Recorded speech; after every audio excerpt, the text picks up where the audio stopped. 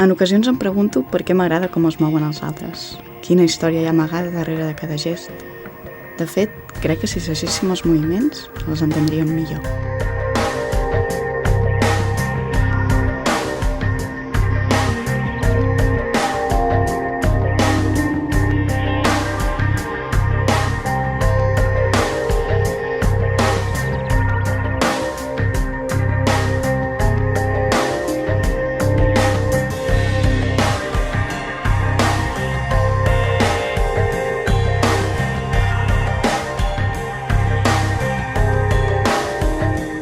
Què?